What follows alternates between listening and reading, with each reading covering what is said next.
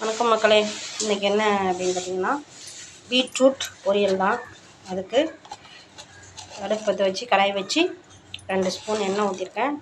இப்போ கடுகு உளுத்தம்பருப்பு கொஞ்சமாக போட்டு பொரிய விட்டுக்கலாம். அதுக்கப்புறம்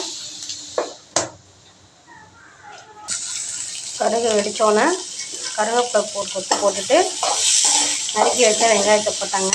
வெங்காயம் வந்து இந்த பாருங்க, இந்த பிளேட்டில் பீட்ரூட் எவ்வளோ இருக்கோ அதில் பாதி அளவு வெங்காயம், ஈக்குவலாக வெங்காயம் போட்டிங்கன்னா பீட்ரூட் நல்லா டேஸ்ட்டாகவும் இருக்கும், சாப்பிட்றதுக்கும் நல்லாயிருக்கும். அதனால் பாதி அளவு வெங்காயம் போட்டு நல்லா வதக்கிக்கலாம். ரொம்ப கோல்டன் ப்ரௌன் ஆகுனா கொஞ்சம் கண்ணாடி பதம் வந்தோடனே நம்ம பீட்ரூட்டை போட்டுக்கலாங்க.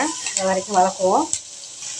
பாருங்கள், வெங்காயம் நல்லா வதங்கிட்டுங்க. இப்போ நம்ம அதுலேயே பீட்ரூட்டை நல்லா பொடியாக நறுக்கி பீட்ரூட்டை போட்டுருவோம். போட்டுட்டு இதை ஒரு 5 நிமிஷம் நல்லா வதக்குவாங்க. கொஞ்சம் நல்லா வதங்கட்டும்.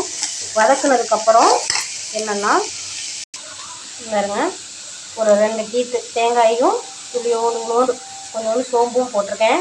என்கிட்ட சால்ட் இல்லாதனால கல்லுப்பை இதிலே போட்டு நல்லா குறன்னு பேஸ்ட்டாக இல்லைங்க, குறன்னு அரைச்சி எடுத்துப்போம்.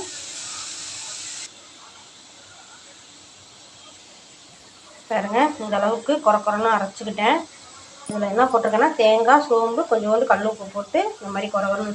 சோம்பு போட்டிங்கன்னா இந்த பீட்ரூட்டோட ஸ்மெல் வந்து ஒரு மாதிரி சில பேருக்கு பிடிக்காது இல்லையா, அதனால் சோம்பு போட்டால் நல்லா வாசமாக இருக்குங்க. அப்புறம் வந்து இப்போ கொஞ்சோண்டு நல்லா பீட்ரூட் வதங்கிடுச்சுங்க. இப்போ கொஞ்சோண்டு மஞ்சள். பீட்ரூட் வந்து கேரட் மாதிரி பொரியல் பண்ணால் யாரும் சாப்பிட மாட்டாங்க. இந்த மாதிரி கொஞ்சம் ஸ்பைஸியாக கொஞ்சம் பண்ணி கொடுத்தோம்னா சாப்பிடுவாங்க. இதோட கொஞ்சோண்டு மிளகாத்தூளுங்க, கொஞ்சமாக, ரொம்ப போட்டால் வரைக்கும் லைட்டாக இந்த அளவு போட்டு நல்லா வதக்கிக்கலாம். இது கொஞ்சம் வதங்கட்டுங்க. பாருங்கள், தேங்காய் திருவனதையும் போட்டாச்சு. போட்டு நல்லா வதக்க வேண்டியதாங்க.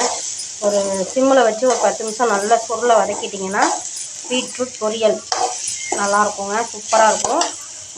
இதோட இன்னும் ஒரு ஹைலைட்னால் கடைசியாக நல்லா எல்லாம் வதங்கி முடிச்சதுக்கப்புறம் இந்த புதினாவை கொஞ்சோண்டு போட்டிங்கன்னா இந்த ஃப்ளேவர் இருக்குது பாருங்கள், சூப்பராக இருக்குங்க. பீட்ரூட் திங்காதவங்க கூட திம்பாங்க.